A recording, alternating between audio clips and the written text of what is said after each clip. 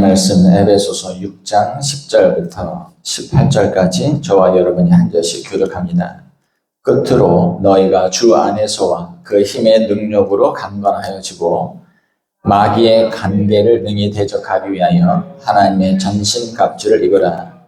우리의 씨름은 혈과 육을 상대하는 것이 아니요 통치자들과 권세들과 이 어둠의 세상 주관자들과 하늘에 있는 악의 영들을 상대함이라. 그러므로 하나님의 전신갑주를 취하라. 이는 악한 날에 너희가 능히 대적하고 모든 일을 행한 후에 서기 위함이라. 그런즉 서서 진리로 너희 허리띠를 띠고 의의 호심경을 붙이고 평안의 복음이 준비한 것으로 신을 신고 모든 것 위에 믿음의 방패를 가지고 이로써 능히 악한 자의 모든 불화살을 소멸하고 구원의 투구와 성령의 검 곧 하나님의 말씀을 가지라. 함께 읽습니다. 모든 기도와 간구를 하되 항상 성령 안에서 기도하고 이를 위하여 깨어 구하기를 항상 힘쓰며 여러 성도를 위하여 구하라. 아멘. 지난주부터 성령에 대한 이야기를 하고 있습니다. 지난주 말씀의 제목은 성령 안에서의 삶이라는 제목이었고, 오늘은 성령과 관련해서 성도들의 영적 전쟁에 대해서 함께 말씀을 나누기를 원합니다. 제가 이 말씀을 준비하게 된 계기는 시대가 참 어지럽다 하는 생각이 들어서입니다. 여러분들이 우크라이나와 또 러시아의 전쟁에 대해서 어떻게 바라보시는지 모르겠는데, 물론 공격은 러시아가 했지만 왜 우크라이나는 이기지도 못할 전쟁을 치루어야 함에도 불구하고 왜 그렇게 자신만만해하고 또 이 전쟁의 상황으로 그렇게 이끌려 갔을까 하는 것이 저는 내내 이해가 안 됐습니다. 전쟁이 벌어지자 수많은 민간인들이 피해를 입고 있고 지금도 여전히 전쟁이 끝나지 않고 있는 상황에서 왜 우크라이나는 러시아를 자극하고 이 전쟁의 상황을 어찌 보면 자초했는가라는 것이죠. 그것은 단순하게 그 지도자들의 잘못된 생각에서만 기인한 것이 아니라는 생각이 들었습니다. 분명히 이 전쟁의 배후에는 악한 영적인 세력들의 그 영들의 계략이 있는 것이죠. 이번에도 마찬가지입니다. 팔레스타인이 이스라엘의 민간인들을 공격을 했는데 다시금 이스라엘이 팔레스타인을 진압하고 침략해 들어가는 상황이 벌어지고 있는 것이죠. 오늘 내일이 굉장히 중요하게 될 겁니다. 많은 전문가들은 이것이 인종 청소 개념으로 번질 가능성이 있다. 그동안 이스라엘과 팔레스타인 간에 그 골 깊은 갈등들이 있었고 또 수많은 그런 충돌들이 있었는데 계속적으로 갈등의 씨앗이 되고 있는 이 팔레스타인을 완전히 괴멸해 버리는 것이 좋겠다 하는 생각들을 누군가 하고 있는 것은 아닌가 하는 생각이 드는 거예요. 계속적으로 분쟁에 충돌의 굴씨를 안고 있는 저 팔레스타인 사람들 이번 기회에 완전히 쓸어버리자 하는 생각들을 누군가는 하고 있는 것 같습니다. 그런데 이러한 생각들은 개인이 어느 특정 집단이 할 수 있는 생각이 아닙니다. 이것은 그 뒤에 역사하고 있는 악한 영들의 계획가 아니고는 이런 생각들을 품을 수 없는 거예요. 저는 이번 주와 다음 주에 걸쳐서 이런 부분들을 함께 생각해 보기를 원합니다. 성도들의 영적 전쟁, 인간 사이 그 이면에 역사하고 있는 악의 영들의 실체에 대해서 여러분들은 분명하게 인식을 하고 있어야 하고 거기에 대해서 여러분들은 기만당하지 말아야 합니다. 우리가 지금 에베소서를 읽었는데 에베소서 6장 서신의 막바지입니다. 바울은 앞 3장, 1장부터 3장까지 말씀을 통해서 성삼위 하나님의 구원 사역 속에서 신자가 어떤 지위에 이르게 되었는지를 설명하는 것을 보았습니다. 그리고 이후 장에서 신자들은 그 지위에 걸맞는 삶을 살아가야 한다는 사실을 바울은 이야기합니다. 유명한 말씀이죠. 에베소서 5장에 보면 하나님께서 우리에게 주신 그 역할들, 부부, 또 부모와 자녀, 또 고용인과 피고용인의 역할들 속에서 우리가 어떻게 하나님의 자녀다운 그 역할들을 감당하면서 살 것인가를 바울은 이야기합니다.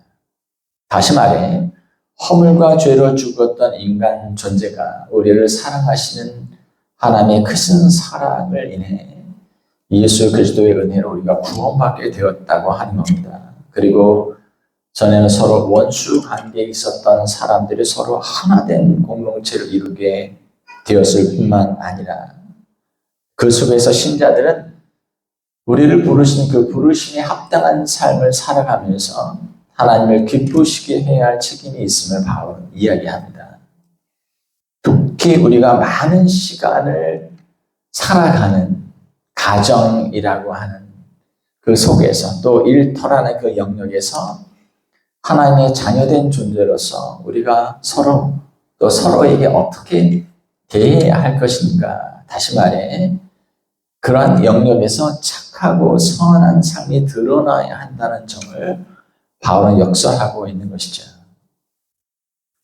이것이 바로 범죄한 인간들을 구원하셔서 그들을 통해서 이루고자 하셨던 하나님의 새로운 공동체의 모습이라고 하는 것을 바울은 지금 제시하고 있는 것입니다. 그래서 어떤 신학자는 에베소서의 주제에 대해서 이름 붙이기를 하나님의 새로운 공동체라고 했던 것입니다. 여러분, 우리는 신앙이라고 하는 것을 많은 부분 개인적 차원으로 이해합니다. 나를 위해서 십자가에 죽으신 예수를 믿고 죄 용서받고 영혼의 구원을 얻어 죽으면 천국에 들어가는 것으로 이해를 하는데, 성경은 구원을 개인적 차원에서 이해하는 것이 아니라 공동체적 차원에서 하나님의 나라라고 하는 차원에서 이해합니다. 구원받은 각 개인들이 이 세상 안에서 교회라고 하는 교회 공동체를 이루면서 살아갑니다. 그것은 축소된 하나님의 나라이고, 축소된 하나님의 나라로서 그 교회 공동체가 어떻게 이 땅에서 하나님의 백성들이 어떻게 살아가는지를 이 세상 가운데 보여주는 모습이 있어야 한다고 성경은 이야기하고 있는 것입니다.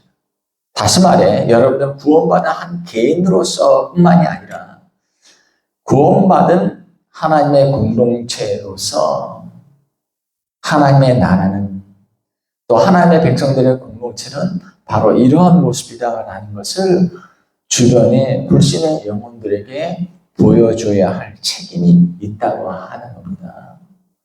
과연 다르구나, 믿는 사람이라 다르구나, 믿는 사람들이라 정말 다르구나, 저곳에 참 구원이 있고 참 사랑이 있고 참 행복이 있고 참된 변화가 있구나라는 것을 교회 밖의 사람들, 여러분들이 살아가는 모습을 보고, 특별히 가정 안에서 서로가 서로를 대하는 모습을 보고, 부부가 서로를 대하는 모습을 보고, 또 부모와 자식들이 서로를 대하는 모습을 보고, 직장과 일터라는 영역에서 어떻게 신실하게 한 사람의 신자로서 성실하고 진실하게 살아가는지를 주변의 사람들이 보고, 저 사람들이 바로 하나님을 믿는 사람들이구나, 하나님의 공동체구나, 이 세상에는 존재하지 않는 새로운 형태의 하나님의 새로운 공동체구나라는 것을 보고 느끼고 확인할 수 있어야 한다고 하는 것이죠. 이것이 바로 성경이 이야기하고 있는 성경적 이상입니다. 그런데 바울은 서신의 후반부에서 이러한 성경적 이상이 우리가 발을 딛고 살아가는 현실에서는 실제로 존재하는 악한 영적 존재들로 인해서 어떻게 방해받게 될 수 있는지를 에베소 교회 성도들에게 이야기합니다. 아, 이러한 공동체를 이루며 살아야 하는구나 라고 하는 생각을 우선적으로 여러분들은 가져야 하는데, 그럼에도 그것이 진공 상태에 있는 것이 아니라는 것이죠. 우리 주변에는 악한 영적 존재들이 있기 때문에 하나님의 공동체가 어떤 어려움에 빠질 수 있는지, 어떤 갈등에 휩싸일 수 있는지, 그것을 우리가 통찰해야 한다고 하는 것입니다. 하나님의 공동체를 끊임없이 공격하고 있는 악한 영적 존재들의 현실을 분명하게 인식하고 이에 효과적으로 대응하지 않고는 신자들은 큰 낭패를 당할 수 있습니다. 그래서 바울은 에베소 교인들에게 이렇게 이야기하고 있는 겁니다. 10절부터 12절까지 말씀 같이 한번 읽어보겠습니다. 시작. 끝으로 너희가 주 안에서와 그 힘의 능력으로 강건하여지고 마귀의 관계를 능히 대적하기 위하여 하나님의 전신 갑주를 입으라. 우리의 씨름은 혈과 육을 상대하는 것이 아니요 통치자들과 권세들과 이 어둠의 세상 주관자들과 하늘에 있는 악의 영들을 상대함이라. 이 말씀에서 뿐만 아니라 바울은 앞에서도 이 세상에 존재하는 악한 영적 존재들에 대해서 언급한 적이 있습니다. 2장 1절과 2절인데 그는 허물과 죄로 죽었던 너희를 살리셨도다. 그때 너희는 그 가운데에서 행하여 이 세상 풍조를 따르고 공중의 권세 잡은 자를 따랐으니 이렇게 얘기해요. 사단을 쫓아 행했다는 것이죠. 곧 지금 불순종의 아들들 가운데에서 역사하는 영이라. 에베소 교인들의 상황, 예수 믿기 전, 구원받기 전 상황을 이야기하는 그 맥락 속에서 너희가 구원받기 전에는 이 세상 한가운데서 살면서 이 세상의 흐름을 따랐다. 이 세상의 풍조를 따랐다. 어그러지고 거스르는 세상의 풍조를 따라갔다. 이 얘기입니다. 그러면서 얘기하기를 너희가 공중의 권세 잡은 자의 의도를 따라 살았다. 이렇게 얘기해요. 그러면서 더 구체적으로 지금 불순종의 아들들 가운데서 역사하는 영이라. 이렇게 더 구체적으로 얘기합니다.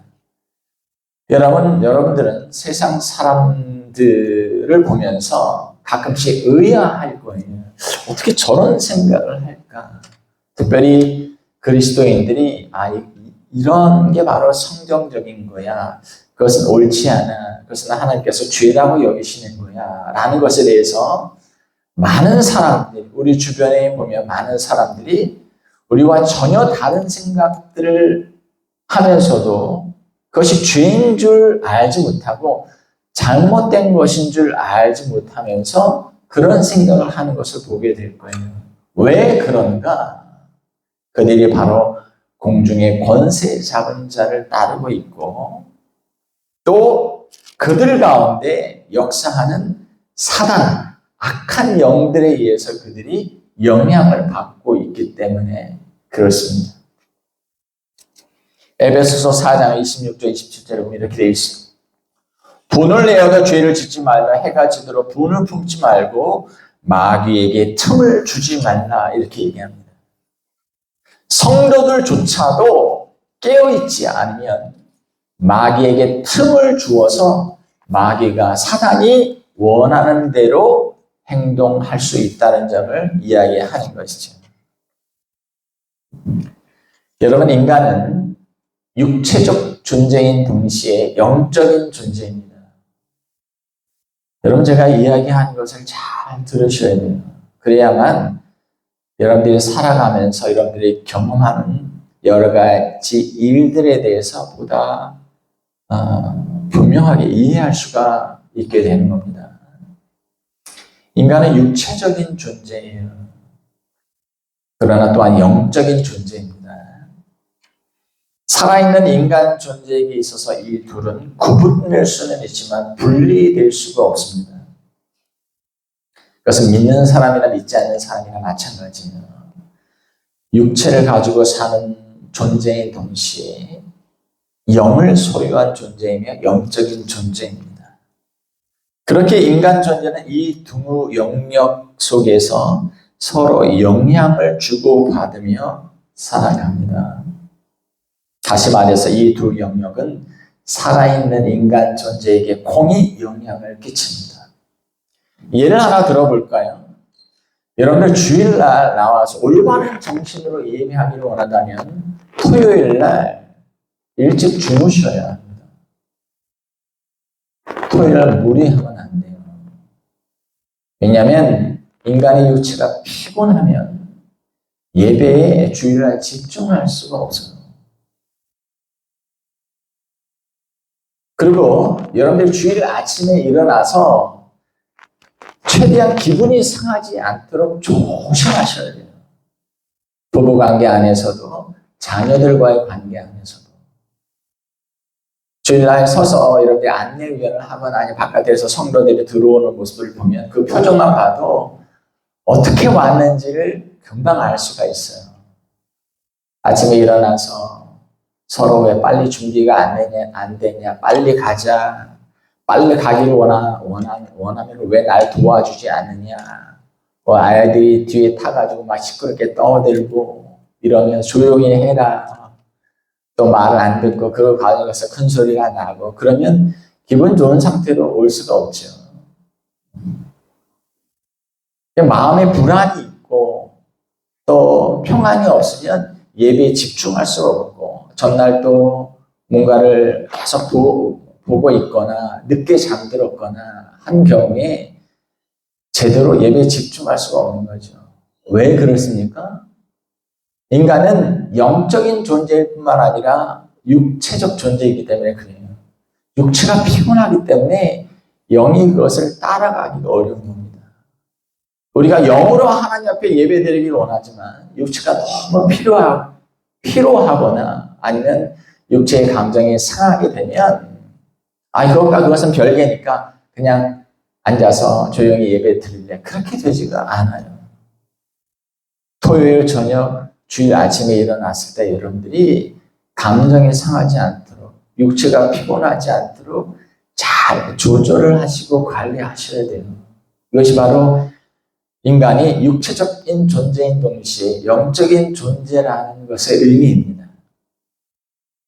혈과 육이라는 것이 실제하는 것처럼 영이라는 것도 실제하는 것입니다. 그리고 이 두 부분은 서로 영향을 미쳐요. 하나님과의 관계가 제대로 되어 있지 않으면 육체가 쇠약해집니다. 그리고 기분이 나빠요. 그리고 행복하지가 않습니다. 여러분들이 하나님과의 관계가 잘 되어 있지 않으면 말씀과 기도를 통해서 하나님과의 관계가 이렇게 잘 가꾸어져 있지 않으면 뭘 해도 여러분들 기쁠 수 없어요. 그것과 상관없이 난 항상 기쁘다. 자신이 구원받았는지를 물어봐야 해요. 하나님과의 관계가 잘 되어 있지 않으면 육체가 병이 듭니다. 그리고 정서도 혼란스러워져요. 그래서 나의 삶이 육체와 영을 가지고 있는 내 삶이 평안 가운데 유지되기를 원한다면 1차적으로 여러분은 하나님과의 관계를 잘 가꾸어 가야 해요. 여러분 우리가 주일 이곳에 와서 예배를 드릴 때 여러분들 안식일을 지키라고 명령받잖아요. 일주일에 하루 여세 동안 열심히 일하지만 하루는 예배일로 하나님께서 정하셨고 예배하러 나오도록 명령하셨어요. 그것은 하나님을 위한 계명일 뿐만 아니라 여러분들을 배려하신 계명입니다. 일주일에 하루 여러분들은 이 일에서 잠시 놓여져서 육체의 안식을 취합니다. 그런데 영 또한, 우리의 영 또한 하나님을 예배하는 그 속에서 새로운 활력을 얻어야 되는 시간이 바로 이 시간이에요. 아니, 피곤해 죽겠는데 왜 매 주일마다 교회에 가야 돼? 이렇게 생각이 들 수 있는데, 교회 가지 않고서 집에서 쉬면은 또 한 주간을 열심히 또 힘을 얻어 살아갈 수 있을 것 같으세요? 그런 사람들은 그렇게 되지가 않아요. 그래서 주일 성수가 안 되면 삶이 더 피곤합니다. 왜 그런지 아세요? 인간은 육체적인 동시에 영적인 존재이기 때문에 그래요. 하나님과의 관계 안에서 하나님을 예배하면서 우리의 영이 새로운 활력을 얻어야 돼요.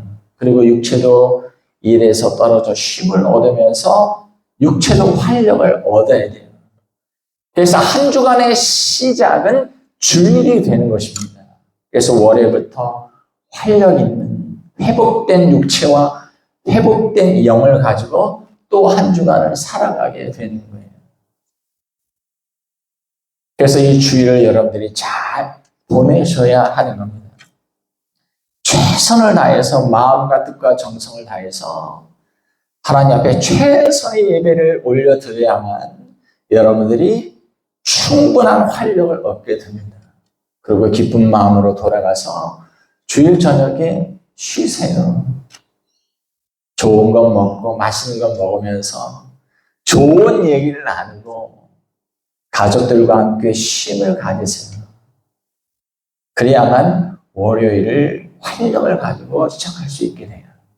그 어느 것 하나만 빠져도 인간은 활력을 얻어 시작할 수가 없습니다. 육체가 영혼에게 영향을 미치고 영이 육체에게 영향을 미칩니다. 예를 들면 인간에게는 그 육체의 눈이라는 것이 있죠. 그런데 그 눈이 인간에게 영향을 미칩니다. 인간의 삶에 영향을 미쳐요. 매혹적인 이성을 봤을 때 우리의 눈이 육체가 이성을 보지 않습니까? 그런데 그것이 영적인 타락이라고 하는 것으로 이끌어갈 수도 있습니다. 맛있는 음식을 보았을 뿐인데 무절제하거나 폭식이라는 것으로 우리를 이끌어갈 수도 있어요. 여러분, 폭식 음식을 많이 먹는 게 무슨 큰 죄인가? 중세시대에는 그것을 7대 죄악으로 봤습니다. 폭식을. 왜 그런지 아세요? 절제하지 않았다는 거죠. 의도적으로. 절제하지 않았다는 거예요. 갖고 싶은 물건 있어요. 쇼핑을 하면서 갖고 싶은 물건. 지나치게 내 형편에 맞지 않는 물건임에도 불구하고 그것을 사고 싶어 한다? 그것은 탐심과 허양이라는 죄로 이끌어 갈 수가 있습니다. 쾌락을 느끼게 하는 물질들, 술, 마약 또는 도박. 꼴 보기 싫고 화나게 하는 사람들 누군가를 봤어요. 미움, 증오, 그 사람의 인격을 망가뜨리는 험담으로 흘러갈 수도 있는 것이죠. 단순히 내 눈으로 보았을 뿐인데 그것이 내 영혼의 상태까지 영향을 긍정적으로든 부정적으로든 미칠 수 있습니다. 이뿐만 아니라 인간은 이에 더해 눈에 보이지 않는 악한 영적 실제들의 힘에 의해서 유혹을 받기도 합니다. 우리가 이 세상 한가운데에서 죄 많은 세상 속에서 살아가면서 죄된 본성을 가지고 있기에 그냥 우리의 육체가 보았을 뿐인데 하나님이 기뻐하시지 않는 영적인 죄악으로 유혹 가운데 빠지기도 하지만 어떤 경우에는 내 죄된 본성과 또 죄 많은 이 세상의 흐름, 풍조 때문이 아니라 우리 눈에는 보이지 않지만 악한 영적 존재들에 의해서 인간이 휘둘리기도 합니다. 많은 사람들이 신자들조차도 이 부분들에 대해서 영안이 열려있지 못해요. 그냥 내 기분이 그런가 보다. 뭐 이런 식으로 생각을 하는 것이. 에베소서 2장 1절 2절에서 바울은 분명히 얘기했습니다. 이 세상 풍조를 따르게 하고 불순종의 삶을 살아가게 만드는 실체가 있다고 하는 것이죠. 분을 낼 때 해가 지도록 분을 풀지 않고 있으면 그 틈을 타서 죄를 짓게 하는 영이 있다. 바울은 그렇게 분명히 얘기합니다. 그러나 여기에서 우리가 주의를 기울여야 될 부분이 있어요. 우리의 삶에서 경험하는 모든 죄와 허물은 그러면 모든 악한 영들의 탓으로 돌려야 하는가? 이 모든 것들을 다 내가 유혹을 받고 어떤 시험에 들게 되고 또 죄를 짓고 이런 것들은 사탄 때문인가? 물론 사탄이 유혹해요. 눈에 보이지 않는 악의 영들이 우리를 유혹해요. 그러나 실제로 그 유혹에 넘어가는 이유가 뭘까요? 좋기 때문이에요. 내가 좋기 때문이에요. 마귀는 욕심과 욕망에 사로잡혀 세상 풍조를 따르고 싶어하는 영혼들을 먹이로 삼습니다. 분을 풀려하지 않으면서 분노를 표출함으로 타인을 조종하고 싶어하는 나를 사단은 이용하는 거예요. 틈을 주지 않았으면 사단은 그 틈을 이용하지 못했을 거예요. 그러나 그 틈을 내가 주었기 때문에 사단이 그것을 덥석 물어 우리를 죄악으로 몰아가는 것이죠. 이 영들의 우두머리가 누구인가? 사단 마귀입니다. 아까도 이야기했듯이 전쟁이라고 하는 나라와 나라 간의 전쟁, 민족과 민족 간의 전쟁은 지도자들이 계획하는 것 같지만 그 지도자들이 그런 생각을 하는 데에는 그 뒤에 역사하고 있는 악의 영들의 영향력도 반드시 고려되어야 해요.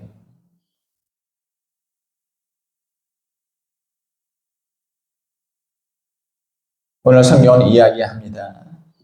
12절 우리의 씨름은 혈과 육을 상대하는 것이 아니요 통치자들과 권세들과 이 어둠의 세상 주관자들과 하늘에 있는 악의 영들을 상대함이라. 사단은 각 나라의 지도자들, 권력을 가진 사람들을 이용할 수도 있습니다. 자기 자신이 그런 능력을 가지고 있을 뿐만 아니라 사단도 자기의 수하에 여러 부리는 악의 영들을 가지고 있어요. 그들이 통치자들, 권세들, 이 어둠의 세상 주관자들, 하늘에 있는 악의 영들, 또 다른 곳에서는 정사와 권세라는 이름으로도 불려지고 있습니다.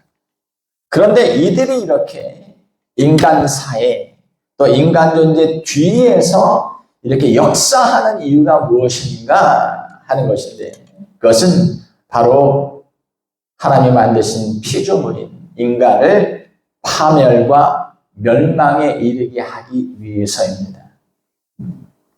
개인적 차원에서 보면 범죄자들 여러분 한번 생각을 해보시죠. 여러분들이 박효진 장로라고 하는 분을 알고 계신지 모르겠는데 적으세요. 그분이 쓰신 책 중에 박효진 장로, 그분이 이제 청송교도소의 교도관이었습니다. 장로님이신데 지금 은퇴하셨어요. 원래 불신자였는데 아내를 통해서 예수 믿고 또 극적인 회심을 통해서 하나님을 만난 분이에요.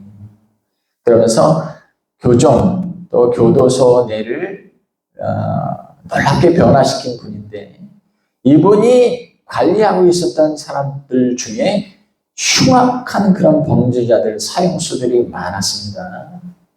근데 이분이 회심하고 난 이후에 그 범죄자들을 상담하고 전 범죄자들을 전도하면서 느끼게 된 중요한 한 가지가 있어요. 자기 부모를 살해하고 암매장한 아들이 거기에, 여러분들 아마 그 기사를 봤을 텐데 그 사람이 어떤 일을 저질렀냐면 자기 부모를 죽이고 그 집 앞마당을 넓게 파서 그 부모를 거기다 암매장했어요. 그런데 나중에 수사관들이 이 사건을 수사하면서 안매장한 그 시신을 이렇게 꺼냈는데 도저히 혼자 했으리라고는 믿기 어려운 그런 현장이었던 거예요. 이거 누군가 공범자가 있지 않고는 어떻게 이렇게 비리비리한 체력을 가진 이 아들이 그 부모를 살해하고 이 넓은 이런 땅을 파고 그리고 안매장을 그렇게 할 수 있을까? 도저히 이해가 안 됐던 거예요. 그런데 단독 범행이었던 겁니다. 그런데 박효신 장로님이라는 이분이 그 사람과 이제 이야기를 하면서 너 혼자가 아니구나 이런 얘기를 하신 거예요. 그런데 그 아들 범죄자가 어떻게 아셨어요? 이렇게 얘기를 하더래요. 자기를 너무 힘들게 했던 그런 부모님, 아버지에 대해서 이렇게 미운 마음이 들었는데 자기에게 들려오는 목소리가 있었던 거예요. 네 아버지를 때려 죽여라 하는 목소리가 있었던 거예요. 자기도 어떻게 할 수 없는 상황에서 자기 아버지를 죽이고 자기 어머니를 죽이고 그리고 죽이고 나니까 정신이 번뜩 든 거죠. 어떻게 할까? 그리고는 앞마당을 이제 파서 묻어야 됐다는 생각을 하는데 삽하나를 가지고 그 앞마당을 판 거예요. 근데 그럴 만한 체력이 없어요. 이 아들은. 그런데 하나도 힘들지 않았다는 거죠. 마치 누군가 자기를 붙들어 주고 있는 것처럼 너무 손쉽게 파고 그 시신을 묻었다는 거죠. 그런데 나중에 정신이 깨고 나니까 이 아들이 느낀 거죠. 도대체 내가 무슨 일을 저질렀는가? 내가 어떤 힘으로 이런 짓을 하게 된 것인가? 박효신 장로는 그런 얘기를 합니다. 그 악한 범죄는 그 한 사람의 의도나 능력으로 행하는 것이 아니라는 것이죠. 그 뒤에 그 영혼을 조종하는 악의 영들이 존재한다고 하는 것을 이분이 깨닫게 된 거예요. 단순히 그 사람이 나빠서 그 사람이 아버지와 좋지 않은 감정이 있어서 단순하게 충동적으로 어떤 그런 일을 행했다라는 것 정도로 우리가 바라볼 수가 없는 겁니다. 그 한 영혼을 붙잡고 있는 그리고 완전히 그 영혼을 사로잡아 범죄하게 하는 의도가 뭐냐는 거죠. 사단이 그렇게 하는 의도가 뭐냐는 거예요. 의도는 하나로 요약될 수 있습니다. 바로 하나님이 지으신 인간 존재를 파멸과 멸망에 이르게 하고자 원하는 거예요. 그래서 아까 제가 러시아와 우크라이나 전쟁의 그 의미는 무엇입니까? 팔레스타인과 이스라엘의 전쟁 가운데 무엇이 있는가? 물론 지도자들, 악한 마음을 가지고 있는 지도자들의 어떤 영향력이라는 것이 그 가운데 작동하고 있지만 그 지도자들로 하여금, 그 권세들로 하여금 그런 일을 계획하고 밀어붙이게 하는 악의 영들을 반드시 여러분들은 고려해야 한다고 하는 거예요. 팔레스타인이 먼저 공격했으니까 이스라엘이 그렇게 진압에 들어가는 건 당연해. 이스라엘이 이겨야 돼. 으쌰으쌰. 이런 식으로 바라보면 안 된다는 거죠. 과연 이 전쟁이 어디로 치닫고 있는가? 무엇을 향하고 있는가? 그리스도인들은 분별해야 합니다. 들고 뛰어서는 안 돼요. 그런데 왜 사단은 인간 존재를 이렇게 파멸시키기를 원하는가? 예수님은 자신이 이 땅에 오신 목적에 대해서 이렇게 말씀하신 적이 있어요. 요한복음 10장 10절 도둑이 온 것은 도둑질하고 죽이고 멸망시키려는 것뿐이요 내가 온 것은 양으로 생명을 얻게 하고 더 풍성히 얻게 하려는 것이다. 예수님은 영혼들에게 생명을 주기를 원하시고 또 더 풍성한 삶을 주시기를 원해요. 그런데 사단은 마치 이 비유 속의 도둑처럼 한 영혼을 도둑질하고 죽이고 멸망시키기를 원한다고 하는 것이죠. 왜 그런가라는 겁니다. 그 이유는 사탄과 악한 영적 존재들이 하나님을 증오하기 때문입니다. 왜 하나님을 증오하는데 인간을 파멸에 이르게 하기를 원하는가? 왜냐하면 하나님이 그 인간 존재들을 사랑하신다고 하는 것을 사탄과 악한 영적 존재들이 알고 있기 때문에 그래요. 사탄과 그를 따르는 악한 영적 존재들에게는 구원의 기회가 주어지지 않았습니다. 하나님의 영광을 보고도 하나님을 거역하고 불순종했던 사단과 그를 따르는 악의 존재들은 하늘에서 쫓겨났습니다. 그리고 다시는 구원의 기회가 주어지지 않았어요. 하지만 자신의 형상을 따라 지음받은 인간은 범죄했음에도 불구하고 구원의 기회가 다시 주어졌어요. 또 하나님은 그 인간들을 구원하시기 위해서 친히 자신의 아들을 이 세상에 보내 그 인간들의 죄를 대신 지시고 십자가에 죽게 하시기까지 했습니다. 결국 인간 존재는 어떤 존재들입니까? 하나님께서 극진히 사랑하시는 존재라는 것을 아는 거예요. 사단도 악한 영들도. 그러니 사단과 악한 영적 존재들이 바로 이 하나님의 사랑의 대상이 되고 있는 이 인간 영혼, 이 영혼을 파멸시키는 것이 자신들이 미워하는 하나님의 마음을 아프게 하는 가장 좋은 방법이라고 생각을 하는 것이죠. 그래서 인간들이 서로 싸우게 하고 서로 갈등하게 하고 서로 미워하게 하고 서로 전쟁하게 하고 죽게 하고 그렇게 함으로써 그들이 구원받지 못하고 자신들이 떨어지게 될 그 지옥에 같이 끌고 들어가기를 원하고 혈안이 되어 있는 이유가 바로 거기에 있는 것입니다. 여러분, 이 사실을 여러분들은 분명히 이해해야 합니다. 그래서 전쟁과 갈등 있는 상황을 보면서 여러분들이 옳고 그름을 생각을 하고 이 전쟁은 정당한 것이다. 걔네들은 주고 마땅한 것이다. 어느 정도 피해가 있더라도 이런 것들은 반드시 단죄되어야 된다라는 식으로 거기서 생각이 머물러서는 안 됩니다. 물론 이스라엘은 참담한 공격을 당했고 민간인들이 피해를 입었기 때문에 거기에 정당한 대응을 할 이유가 있습니다. 그러나 그리스도인들은 그 뒤에 역사하는 악의 영들의 세력에 대해서 분명히 파악을 하고 있어야 하고 어느 정도 선에서 이 부분들이 마무리 지어질 수 있도록 하나님 앞에서 개입해 주시기를 하나님의 사람들을 통해서 이 전쟁이 중단되어 더 이상 민간인들 또 회개하지 못하는 상태에서 죽게 되는 그 영혼들에게 기회가 주어질 수 있도록 여러분들 기도해야 하는 것입니다. 여기서 우리가 한 가지 더 생각해 볼 것은 이 사탄과 악의 영들, 정사와 권세들이 가지고 있는 특징에 대해서 한번 생각을 해보아야 됩니다. 악한 영들이 가지고 있는 특징이 뭔가?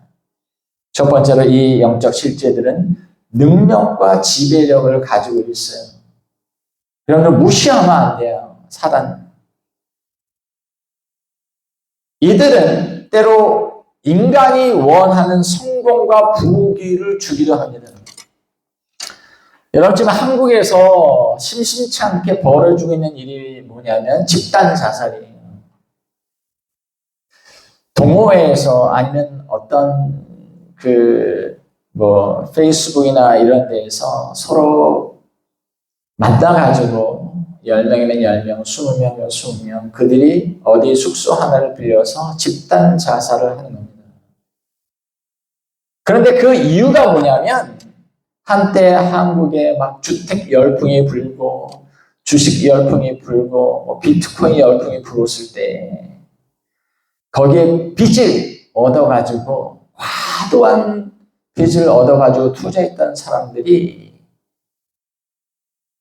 내가 어렵지 않으면 계속 오래도록 들고 있으면 되겠죠. 그런데 빚을 얻어 그것을 샀는데 그것은 폭락하고 이제 빚을 갚아야 되는데 한 달에 얼마씩이라도 갚아야 되는데 갚을 수 없는 그런 상황이 된 경우에 어떻게 합니까? 내가 개인이 아니라 가정을 꾸리고 있고 아내도 있고 아이들도 있고 그러니까 내가 그냥 다 싸지머지고 죽으면 그런 채무도 변제되고 내 사랑하는 가족 또 아이들은 그래도 정상적으로 살아갈 수 있겠다 생각이 들어서 그렇게 서로 의견이 맞는 사람들이 모여 극단적인 선택을 하는 겁니다. 그런데 왜 그런 일들이 벌어진다고 생각하세요? 물론 돈에 대한 욕심이죠. 근데 그 돈에 대한 욕심이 왜 그렇게 과도한 방식으로 치닫게 할까요? 결국 이런 일이 벌어지리라고 하는 것을 왜 예측을 못했을까요? 그런 일이 벌어지게 되면 누가 기뻐할까요? 온 가족에게는 큰 불행이요. 박수치며 좋아할 사람이 누가 있을까요? 그러나 영적 존재, 마귀와 악한 영적 존재들은 박수를 치며 기뻐할 겁니다. 내가 또 한 건 했다. 이번에는 10명이라는 영혼을 내가 추수했다. 기뻐할 겁니다. 때로 악한 영들은 인간들이 좋아하는 것을 준다고 합니다. 그리고 실제로도 줘요.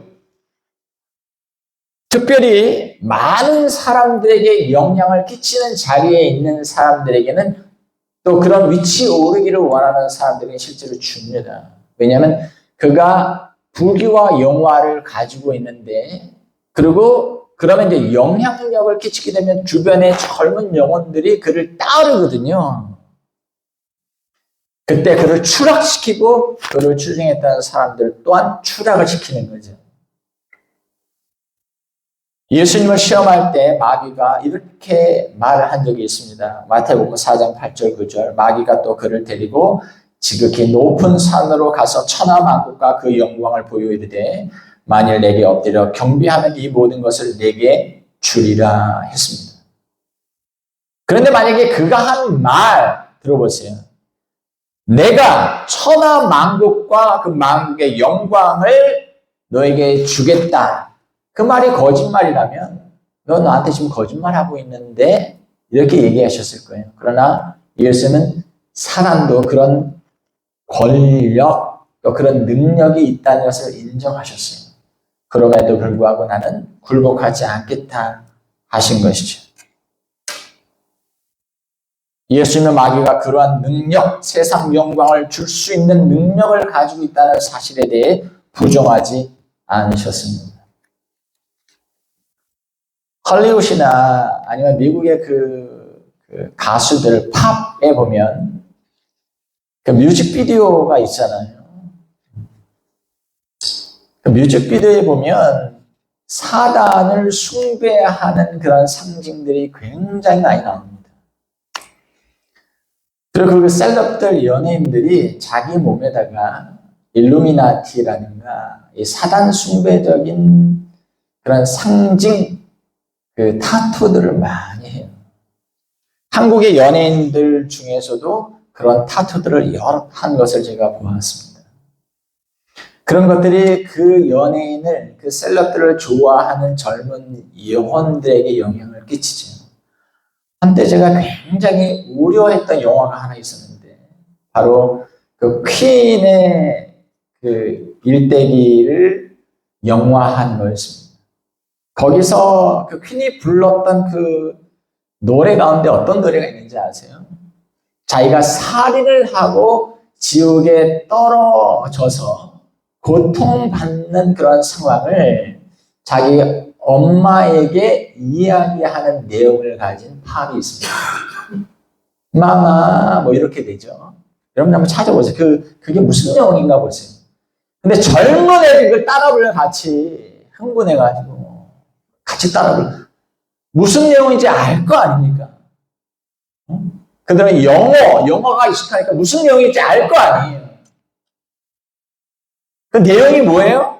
자기가 살인해서 지옥에 떨어져가지고 거기서 불가운데 고통당하면서 내가 이곳에 와 있노라고 살인은 엄마한테 얘기하는 거예요. 고백하는 내용이에요. 그게 다른 내용이 아니에요. 근데 그 영화를 보면서 열광을 합니다, 사람들이. 노래건 노래일 뿐입니까, 그냥? 그런 사람들 데블스 애드보킷이라고 불러요. 서양 영화에는 아예 그게 그런 명칭이 있어요. 자신의 세상적인 성공을 위해서 자신의 영혼을 사단과 거래해서 팔아넘기는 사람들, 데블스 애드보킷이라고 합니다. 그런 사람들이 있어요. 내가 지금 뜨지 않는데 내가 뜰 수만 있다면 나 지옥 가도 상관없어. 이런 거죠. 보다 적극적으로는 자신의 그 충성을 사단에게 보여줘요. 그걸로. 영화 제작자, 거기 그 영화에다가 심어놓기도 하고, 뮤직비디오에다가 심어놓기도 하고, 몸에다가 타투로 또 새기기도 하고. 두 번째로 이 정사와 권세들이 가지고 있는 특징은 뭐냐면, 첫 번째는 그들은 실제로 능력과 지배력을 가지고 있다는 것이고, 두 번째는 그들은 간교하다고 하는 겁니다. 간교하다. 여러분, 과거 그림들을 보면, 중세시대의 그림들을 보면 사단을 약간 우스꽝스럽게 그려놓은 그림들이 있는데, 보통 마귀들이 뭘 들고 있어요? 삼지창을 들고 있죠. 삼지창. 삼지창을 들고 있는 그 사단은 희화화한 겁니다. 별거 아니다. 너무 두려워할 필요가 없다. 그런데 사단은 우습게 볼 존재가 아닙니다. 그들은 어리석은 존재가 아니에요. 그들은 간교한 존재입니다. 에덴 동산의 뱀을 한번 보세요. 가장 행복한 상태에 있었던 존재에게도 접근해서 하나님에 대한 의구심과 불신을 심어줄 수 있었을 만큼 사단은 아주 영리하고 교활했습니다. 그러니 우리가 행복한 때뿐만 아니라 아주 불행하고 어려운 그런 상황 속에서는 더 잘 넘어갈 수가 있는 거죠. 사단의 간특함과 간교함을 잘 볼 수 있는 책이 하나 있는데, 사단의 편지, 스크루테이프의 편지라고 하는 책이 있어요. C.S. 루이스가 쓴 책인데, 거기에 보면 이런 얘기가 나옵니다. 거기에 보면 스크루테이프라고 하는 그 사단이 자기 조카 웜우드에게 크리스찬들을 이렇게 걸려 넘어지게 하는, 실족해 하는 그런 택틱들을 일러줘요. 여러 가지 방법들을. 그리고 내가 교회 다니고 싶다, 신앙을 갖고 싶다라고 하는 마음을 먹기를 원하는 마음이 이렇게 딱 드는 사람들, 그런 사람들을 어떻게 넘어지게 할 건지, 시험에 걸려 넘어지게 하고 할 건지를 일러줘요. 그 중에 하나가 어떤 게 있냐면, 도서관에서 이제 신자가, 크리스찬이 다른 사람에게 복음을 전합니다. 복음을 전하는데, 그때 이제 어떻게 해야 되느냐, 너는. 그거 잘 듣고 있게 만들지 않는 방법. 그냥 그 자리를 피할 수 있는 방법. 또 결심에 이르게 하지 못하는 그런 방법을 어떻게 일러주냐면,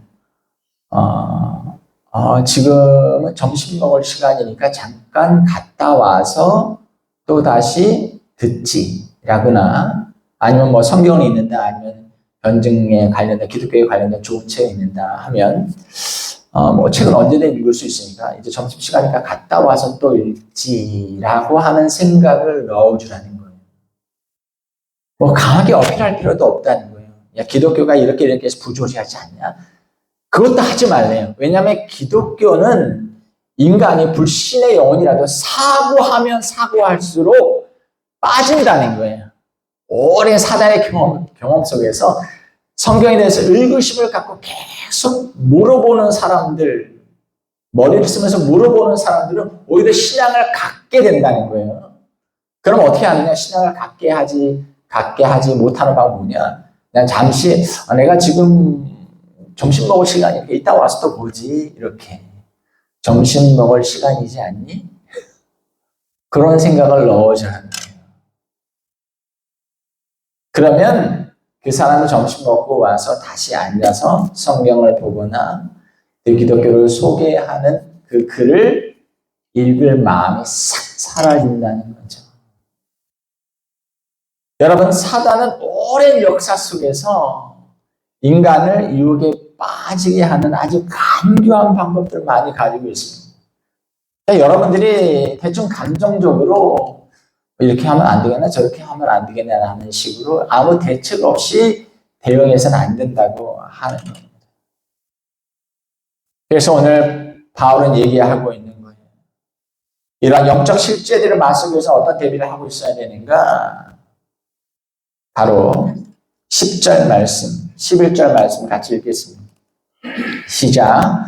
끝으로 너희가 주 안에서와 그 힘의 능력으로 강건하여지고 마귀의 관계를 능히 대적하기 위하여 하나님의 전신갑주를 입으라. 우리가 다음 시간에 살펴보게 될 내용입니다. 예수님께서 이렇게 말씀하신 적이 있어요. 요한복음 15장 5절. 나를 떠나서는 너희가 아무것도 할 수 없습니다. 이 악한 영적 존재들에게 대응할 수 있는 방법은 우리의 힘으로는 안 된다고 하는 사실이에요. 너희가 주 안에서와 그의 힘의 능력으로 강건해져야만 사단과 마귀를 대적할 수 있다 하는 겁니다. 오늘 말씀을 정리합니다. 사단이 원하는 바는 두 가지가 있습니다. 악한 영적 실제들이 존재하지 않는다고 사람들이 믿기를 원해요. 또 한 가지는 모든 일이 다 악한 영들, 귀신들 때문에 일어나는 것이라고 생각하고 불안해하기를 원합니다. 우리는 그 어떤 쪽도 아니고 균형을 잡아야 됩니다. 하지만 분명한 사실은 우리가 하나님의 백성이 된 그 순간부터 이미 사단과의 악한 영들과 영적 전쟁이 시작되었다고 하는 것입니다. 그러니 악한 영적 실제에 대한 분명한 이해를 가지고 주 안에서 그분의 힘으로 강건하여지고 하나님의 전신갑주를 입어 이 영적인 전투에서 악한 영적 세력들을 대적하게 되는 그리고 승리하게 되는 저와 여러분 되기를 그리스도의 이름으로 축원합니다. 기도하겠습니다.